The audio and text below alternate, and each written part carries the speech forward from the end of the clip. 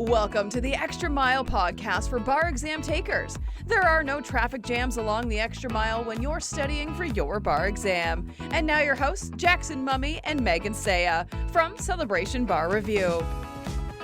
Hey everyone, welcome to episode 318 of the Extra Mile podcast for bar exam takers. This is Jackson. I'm glad to be with you. It has been another very active week in the bar review. We obviously had people taking their exams in about 23 jurisdictions around the country. And in the other jurisdictions, it was just a mad scramble, as you're going to hear in a few minutes. We have some late-breaking news coming out of states like Georgia and Florida and Indiana, as well as some discussion of the computer hacks that occurred in Michigan and all of the crazy stuff that's happening. And believe me, there's plenty of it. Before we get to all of that, I want to just let you know about a couple of things that are going on right now to help you get prepared for the upcoming bar exams.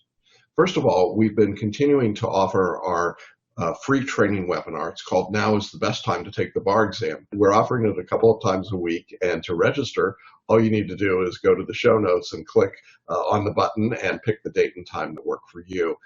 During this training, we'll be updating you on what's going on right up to that minute with the bar exam, as well as introducing you to the strategy that we think can help you be successful, even in the midst of these very strange pandemic bar exam times.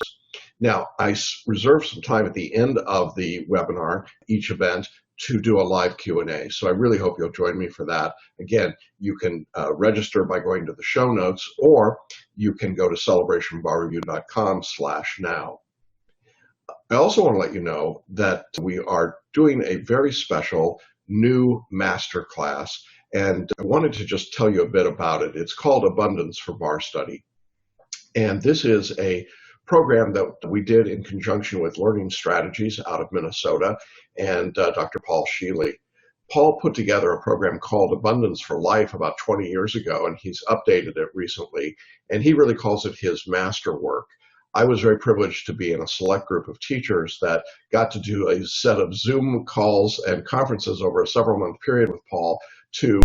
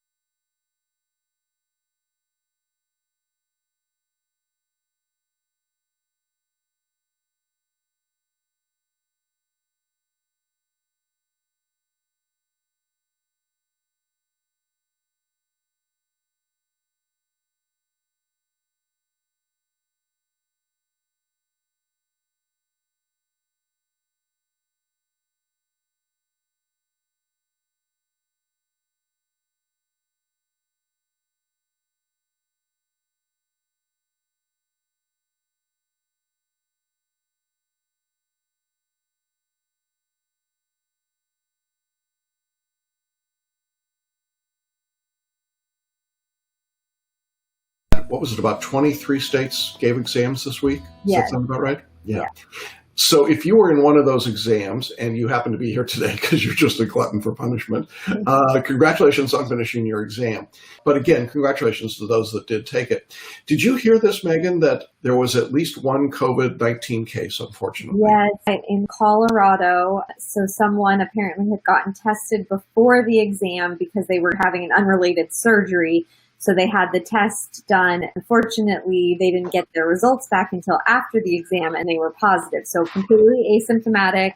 Obviously, they had been tested for fever before they went into the exam every day. They didn't have a fever. They had no symptoms at all.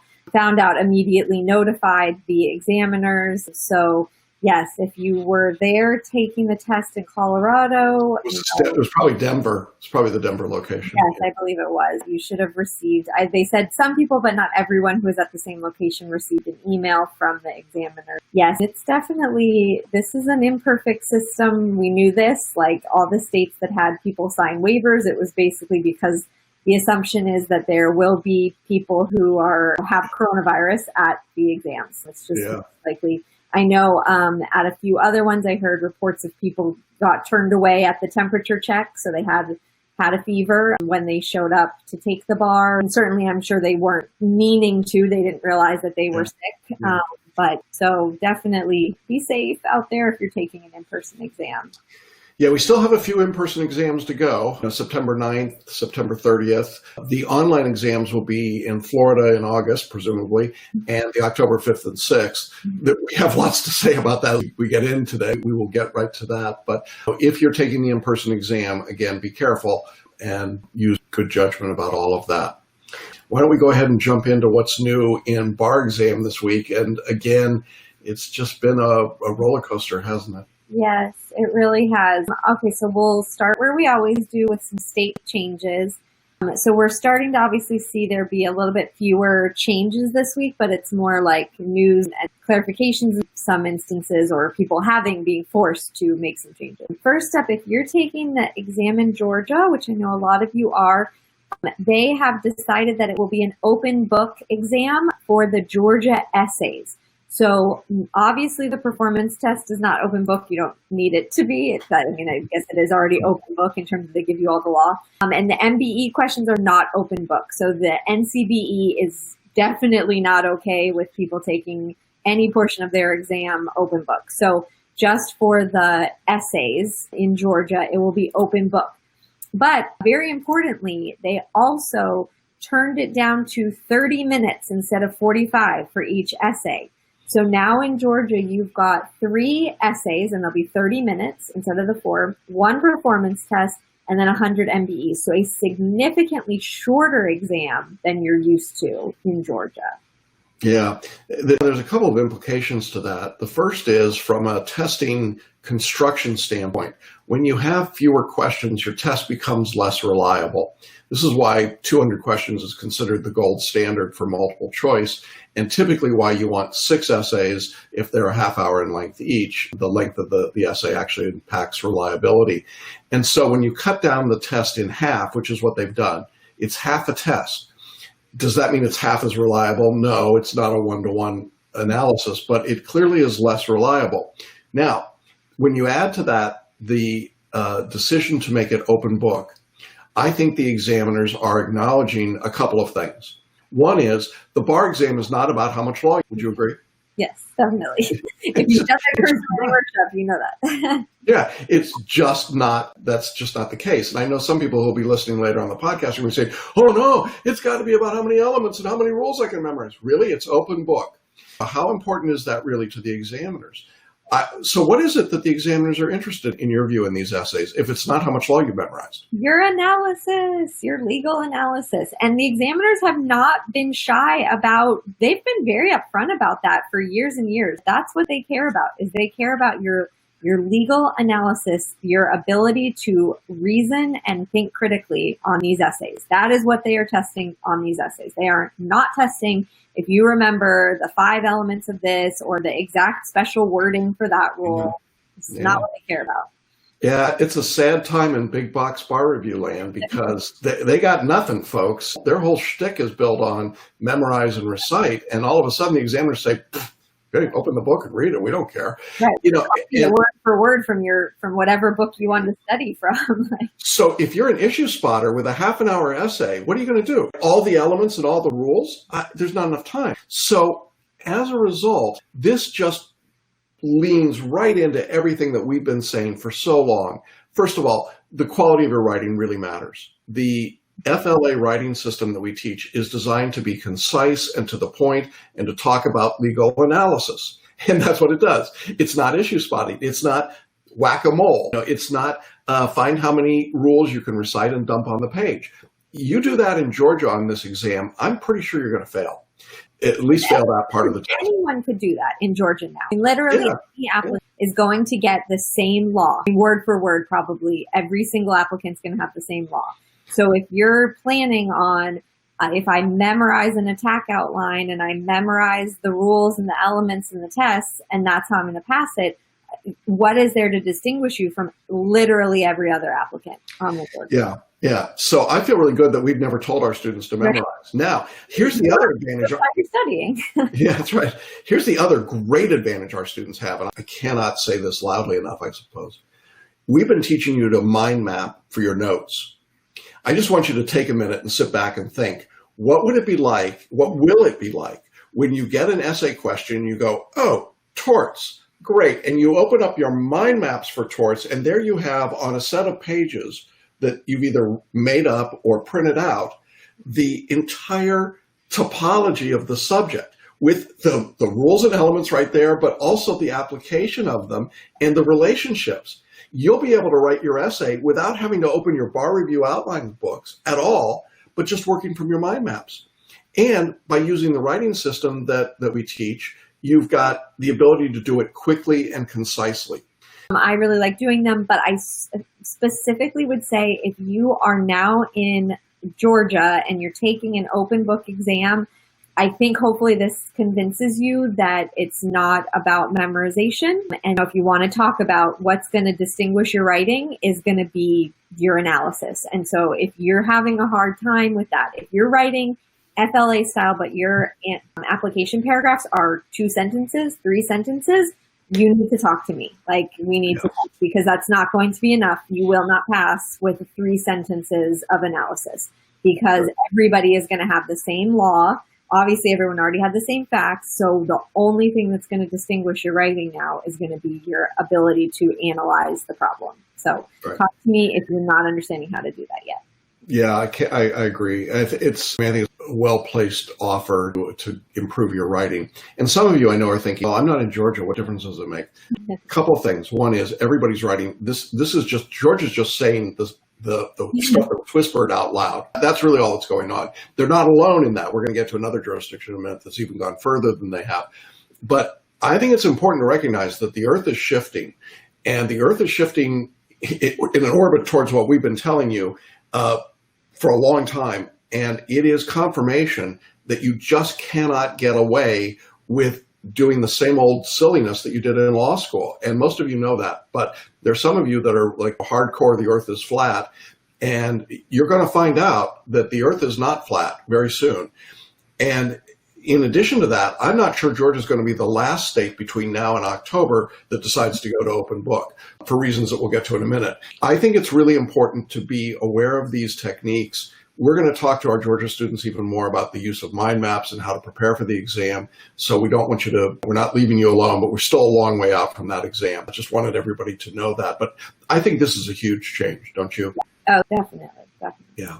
Okay. Yes, like Jackson said, this is not the last you're going to hear about it, so don't worry. But yes, this has big implications, but I think fortunately for our students, I think you're in an even better spot as opposed to people who are now having to completely switch the way that they've been studying. You don't have to switch. If you've been listening to us the whole way through, you don't need to change anything that you've been doing at this point. You're on the right track, so that's really good news. Yes, yeah. You don't have wasted study time. All right. Ohio is a UBE state, and they have moved to the October 5th through 6th online exam. So again, continuing the trend of we're just seeing more and more states just accepting that the online is probably the best and safest way that they can give the exam. Yeah, I think we're down now to something like 3 or 4 states on September 9th and about the same number on September 30th. And several of those were states that were doing a second exam. This was their second exam in addition to something else. So it looks to me like the vast majority of states are going to be on the October 5th and 6th date. Okay, Indiana. All right. So they changed that. They've done a few changes, but their most recent, where they ended up landing, was they changed the exam to an email format on August 4th. And yes, you heard me correctly. They are going to be emailing applicants the short answers. So they don't have any, with this exam, they're only doing short answers and essays. So that's why this works. There's no multiple choice. But they will be emailing the short answers at a certain time, and then you have a deadline of when you have to email them all back by, and then they'll after that they'll email the essays, and you have a deadline of when you have to email them back by. That it is open book, but on the honor system that you're really the person writing it, that you're not calling or talking to someone else to get help with it. It is. My jaw hit the floor when I heard about this, but we got to talk about it. So. Yeah, I say this very often. Megan and I talk multiple times a week, as you can imagine. And I think we've seen it all now. And she goes, no, not yet. When this happened, I was like, okay, now I think we for sure have seen it all. I don't know what the purpose is of giving this exam this way. I know that there are compliance tests that are done in New York and some other states after you pass the bar that are really the equivalent of a driver's license test. They're open book, take it at home. But not even those are email exams. An email exam just says, okay, we give up. There's no way to protect against cheating. We know you're going to cheat. That's really what they're saying. Don't cheat, but we know you're going to cheat. And so we're just not even going to try. And we're going to get to a minute why they went to this draconian measure. But look, guys, if there is now a legitimate bar exam jurisdiction body saying it's okay to do an email test, do you really think that we've seen the end of the open book tests? This is a clear admission that the test has zero to do with how much law, zero. But in Indiana, apparently doesn't, if you got a bunch of good friends or your office gets together or you form a study group and you share your answers. I have no idea how they're going to grade this or how they're going to do it.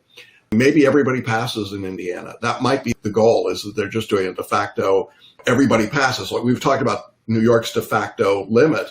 But maybe Indiana's just found a way to say everybody gets in without doing what Washington State did, which was to say everybody gets in. I am absolutely baffled by it.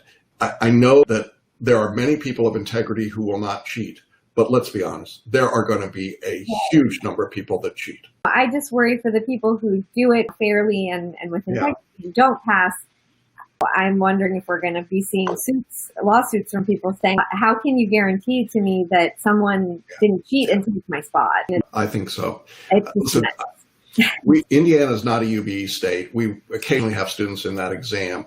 I don't think we've got any for this coming test. But if I had somebody right now, I would tell them bail out. If you're an honest person, just bail out. There's no reason to be in this test. Not the way they're doing it. It's not fair. Truthfully, once it's like saying we're going to play a game, but there are no referees, there's no officials, and we're going to play baseball. Is on the line, right? Yeah, we're going to play baseball. There's no umpires. Just everybody gets to call it what they want. We call that T-ball.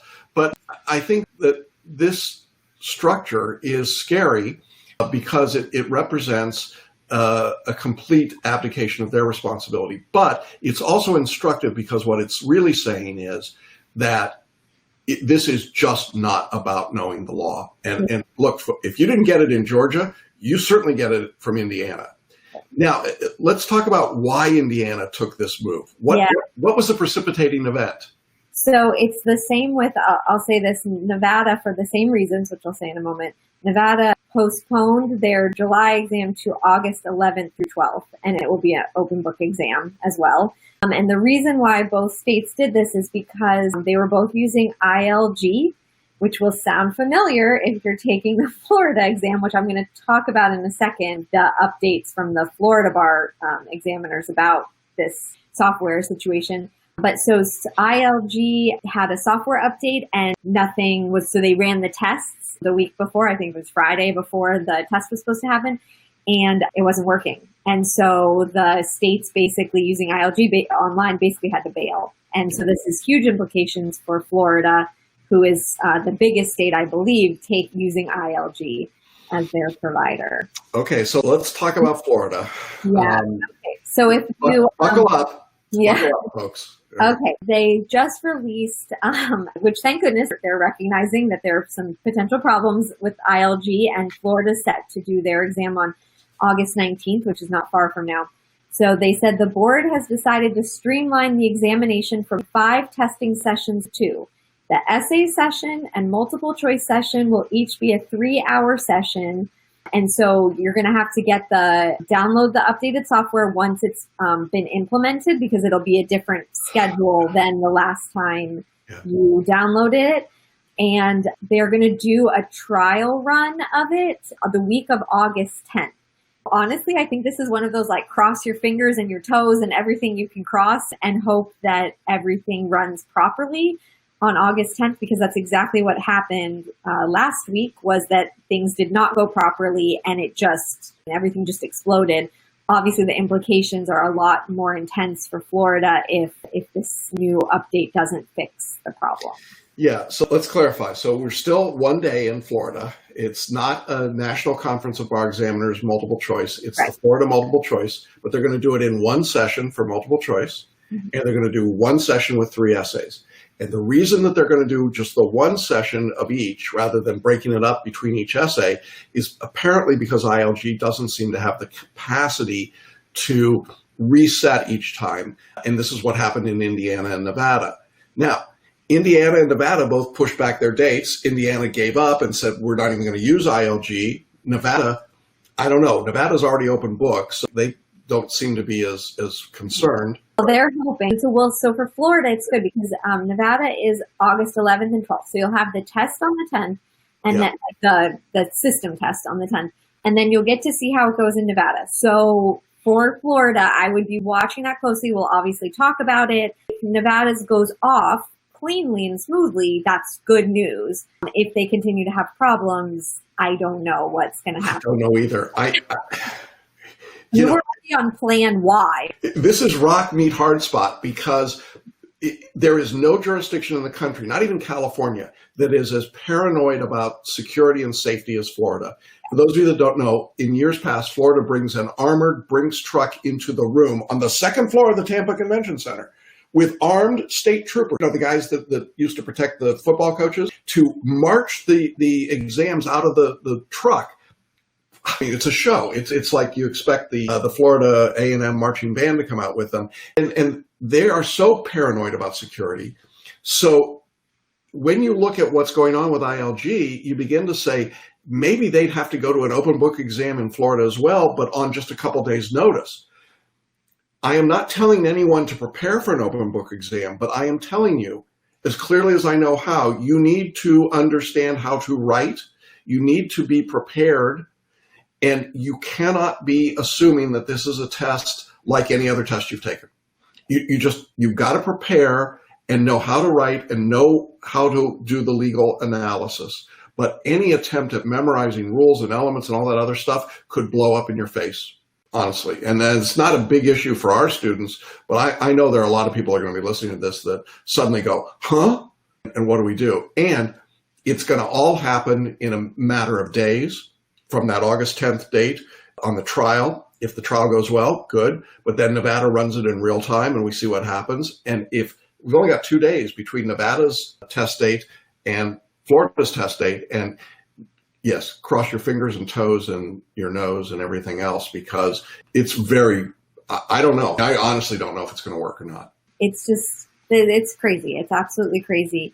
And then if you are sitting here thinking, oh, good, I'm using ExamSoft and not ILG. So if you're in California, it's ExamSoft. Unfortunately, in Michigan, they were using ExamSoft to administer online tests. So the website crashed during the test. So, you have to get the passwords from the website every time for each question. You go back to the website, you get the password, you put in the password in the program, and then it takes you it gives you the new question. They weren't sure what happened. Everyone was calling in frantically. Everyone was getting sent to voicemail. ExamSoft was not answering anything. ExamSoft is saying now that they were hacked.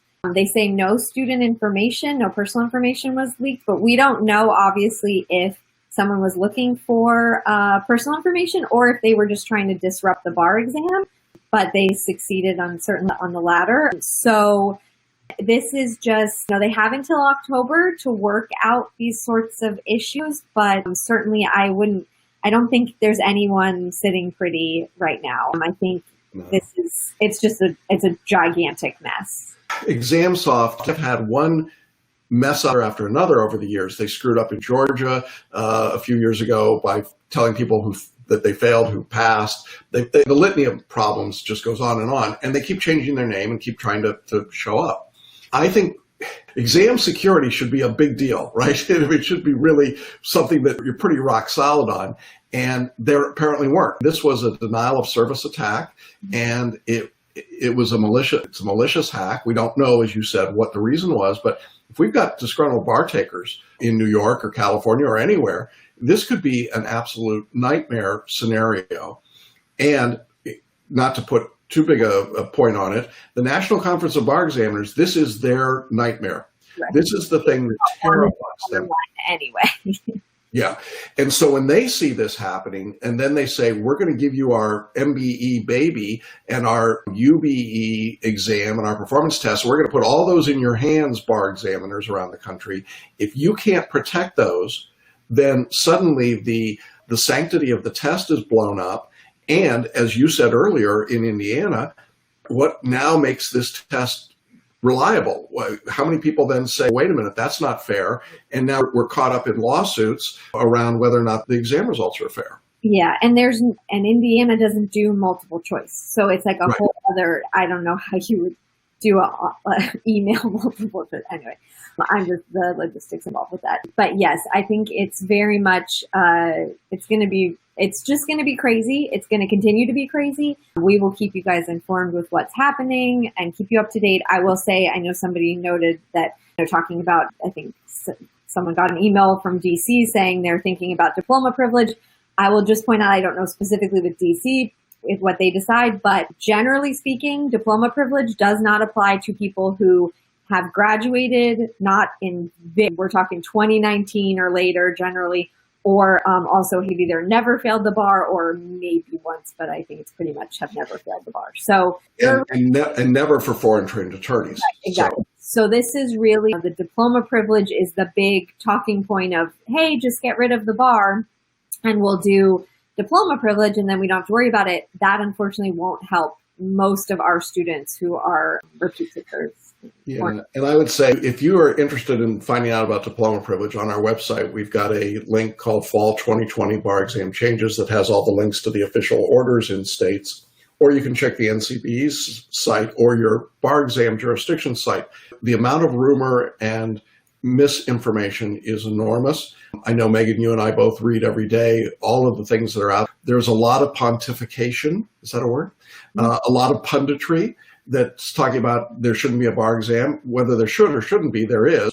And whether there should or shouldn't be diploma privilege, most states have rejected it. And a fair number of states outright denied it. And so if you're counting on that to resolve the problem, I don't think anybody that's actually on this call probably is in that situation where diploma privilege would work for them. And certainly not in DC. I'm just not going to happen. And there's no reciprocity for most of these states. There is no fantasy in which suddenly the bar exam goes away. And I know it would be a fantasy for many of you. It would be a nightmare for me, but I'd find something else. But the reality is that don't be listening to the rumor mills. Really don't. And when there's an official notice, your state will tell you officially and you'll know it. But until then, keep your head down and keep studying. All right, then the last state change shouldn't affect any of our students, but important to note, Delaware canceled their 2020 exam completely. They were planning on September 9th through the 11th, and they have just said they're not going to give any exam for the rest of... And it's a very small jurisdiction. It's not a UBE. They had the highest required passing score in the country. For the 25 people that are impacted, I'm sorry. That's really what it is. Yeah. All right. So we have just a couple questions about these state changes and what's happening.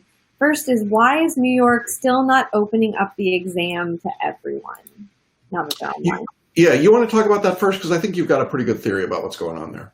We talked about it a bit last week, but I think, so New York went to online, but they are currently the only jurisdiction that moved to online but still kept strict caps about who could take it. Basically, they only want people who graduated, I believe it's 2019 or later, and who haven't failed. I think you could have failed the New York bar 2 times, which would make sense with that 2019. If you graduated in 2019, you would have only had 2 opportunities thus far to take and fail the bar exam. So it doesn't make a lot of sense on paper, because the reason why the states like New York initially had capped the number and made real strict restrictions on it, on who could take it, was because of coronavirus concerns. So for example, in Tennessee, they had been very strict about who could apply to take the exam in person. And then they did away with those when they had the online piece. That makes more sense, because suddenly you don't have any need to keep the number small if everyone's taking it online. So the only thing I can think in New York is that they're using it as cover. They're using coronavirus as cover to artificially keep out repeat takers from their jurisdiction, which I think is gross and wrong. And it's just that in a state where there are a lot of people, obviously, certainly in the Manhattan area and the outer boroughs, there's so many people of color who are trying to become attorneys and who serve low-income populations and at-risk populations, and to artificially say, no, it's only people who basically haven't failed the bar exam before, which does tend to skew younger, whiter, wealthier, I think, and people who are going into things like corporate law and things like that, as opposed to helping serve underserved populations. I just don't think there's any good reason to be doing it.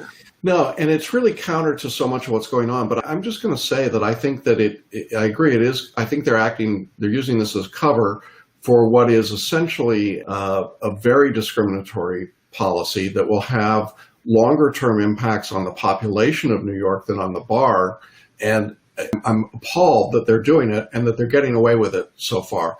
We're going to continue to call attention to it. We're going to continue to shine a spotlight on it, even though our spotlight is, like a little penknife. But we're going to say what we can about it and hope that people with bigger megaphones pick it up. But I think it is wrong to do this. There are a few states in the country that have limits on how many times you can take a bar exam. Texas comes to mind with their 5 limit.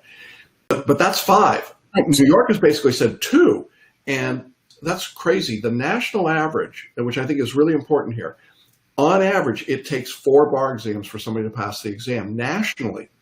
So if you are try 1 through 4, you're in with the vast numbers of people, and New York would be cutting that in half. So it makes no sense. There's got to be some other justification for it. And if they've got a justification, have the nerve to come out and just say what it is, and then let's discuss it. Let's put it in front of the judiciary. Let's put it in front of the legislature in New York, and in front of the bar. But this sort of sneaking in the back door stuff just drives me nuts. Yeah, agreed. All right, I'm scheduled to take the online New Jersey bar exam in October. Based upon what you know, do you believe there are any disadvantages about taking it outside of the United States? No, I don't think so. I think it depends on the quality of your internet connection, obviously. Some other countries have better internet, frankly, than the U.S. does. But I was on a call this morning with a student of ours in South Africa, and it was not a good connection. And it would have been really problematic for that individual with that quality connection to do a bar exam. So I think you've got to get really robust connections. Now, the investment in a robust internet connection, to the extent that you can control it, is certainly less than traveling around the world to come and take the exam. The other thing is that some jurisdictions in the online testing world now are saying you can blip off for a couple of minutes. You won't get extra time, but we're not going to kick you out of the exam. I don't know that New Jersey has released their procedures yet, and we're still a long way away from meeting those. But I think in general, what you've got to be aware of is that you need to comply with their rules. You can't have people walking in and out of the room. You can't be in another environment. You got to conform to whatever they say in terms of having paper and materials and books in the room with you. And you've got to have a robust internet. And so if you're planning on using a tin can, you're probably in trouble. So this is the time, I think we said this a few weeks ago, this is the time to go get your internet working and get it as good as you can get it, at least from now until that exam date. Yeah. I think the only other big concern is the time change. So what time zone you're in. So you will need to probably get yourself as close as you can to being on the jurisdiction's time in the weeks leading up to it. You do not want to be essentially jet lagged. If you've got a 2-day exam, that maybe you could power through that first day, but man, that second day might be really rough if you're on a completely opposite schedule than your normal. Yeah, I would say 7 to 10 days ahead of the exam, you need to put yourself on the exam schedule in that jurisdiction. So yeah, you just don't want to be loopy because you're sleep deprived and you couldn't fall asleep after the exam because it was broad daylight out. Maybe get some blackout curtains, something like that, something to be able to train yourself to think that it's the time is the way it is in your jurisdiction. Modesto asked, will the UBE continue to exist in 2021 and will there be major format changes? Will everyone go online? It's a really good question, Modesto. I don't know. I think it will continue to exist because I think score portability is the way that the bar examiners get around the idea of everybody gets it, right? Diploma waiver, diploma privilege. I think it's there. The trend has certainly been to more and more states before COVID going to the UBE. I think we've got most of them that are going to have joined. The holdouts, states like Florida and California, they're not going to join. But I think most of the states will, and I think they'll come back to it when they can. The real question is, will the NCBE be able to figure out a secure way to deliver an online full exam? October will tell us a lot. Let's keep our fingers crossed that they don't get hacked anywhere. Let's keep our fingers crossed that ILG and ExamSoft can do what they're supposed to do proficiently. And if those things happen, then I think we move gradually into an online world. But you and I have been saying this, Megan, for a while.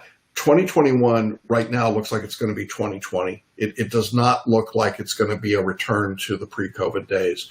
I can't see a scenario in which that happens. Certainly not in February. And I think we would be hopeful for July, but not particularly optimistic. Yeah. Guy asked, do you expect any more changes in California? I'm sorry, Guy. I don't know.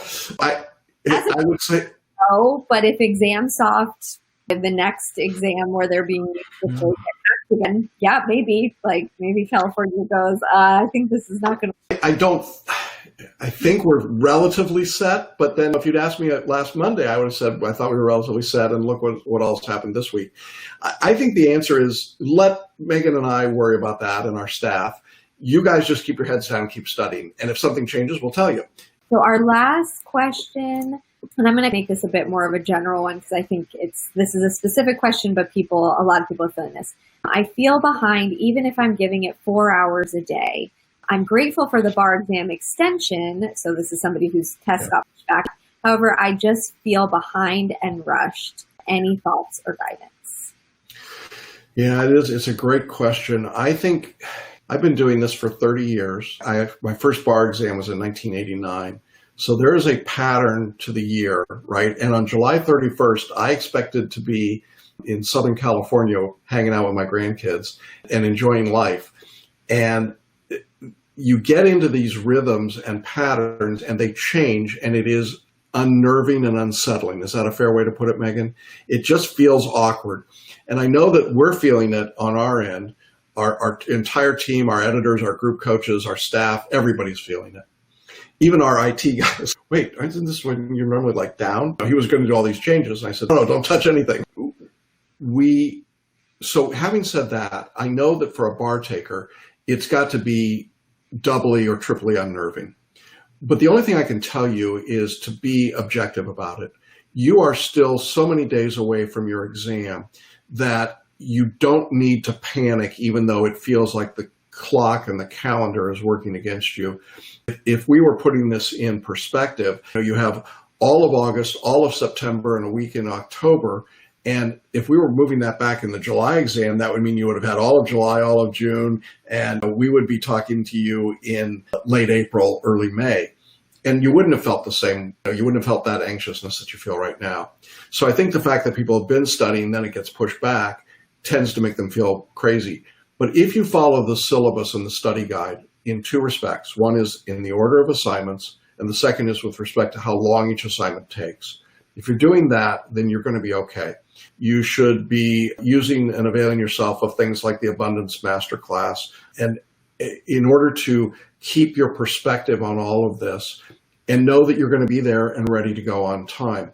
What it feels like today is not an accurate perception of what it really is and what will be in October. And I know that some ways is probably not satisfying to hear, but it has the added benefit of being true. So you want to add to that, Megan? Yeah, I think there's something, especially for people who are repeat takers, you feel this sense of urgency and dread, maybe even when you get into late June and then you get into July. And so I think in some ways it might actually abate a bit when you get, let's say you're taking the October exam, when you get to August and you're past July, there's something psychological about the month of July for you. You probably have a lot of baggage associated with this month. When you get into August, I think the exam will actually feel further away than it does right now. I think right now it feels so close because you have trained yourself. July is bar. July is bar. Yeah. And so even though it's not, it feels that way. And see how you feel in, 2 days? I can't even, I've lost all track of days, but, tomorrow. You may end up feeling a little bit better. But I just feel like we've been hearing a lot from people who are taking the exam in October and saying, I feel really behind. I'm not where I need to be yet. And if you're studying, like a student, if you're studying 4 hours a day, that's a lot of hours. Don't be so hard on yourself. Do what you can do and take some deep breaths. Get outside, literally. Get outside, take a walk, walk your dog, go play with your kids, or meet up with a friend 10 feet away from each other with a cup of coffee outside. Something so that you're getting a little perspective, because you're fine. It's going to be okay. And October's a really long way away. So you have fun. It really is, and we're keeping our eye on it. We're gonna get you there. Everything that's happened in the last week has played right into our hands. I'm not a poker player, but I would say this is like holding a really good set of cards in your hand, and they turn over the cards on the table, and they're all match up what you need. That really sounds dumb, doesn't it? But that's the way it feels. They are playing right into our hands with open book exams and email exams and all these other things. And I just think that you're going to be okay, and we're going to get you there. And look, if you haven't made a decision about what to do, this is the time. Jump in and get started. There is time to begin and start your studies. And if you are a 2021 bar taker, do not sit on the sidelines. Get in now. Start now. It is going to be a wildly unsettled beginning of 2021. We are not going to have 2 days of nirvana at the end of February. I just don't see any way that's going to happen.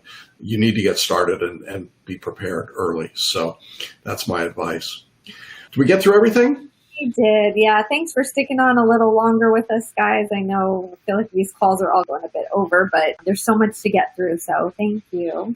Yeah, and congratulations to everybody that finished their exams this week. You guys get to hang for a while. You'll get your results before some people have taken their exam.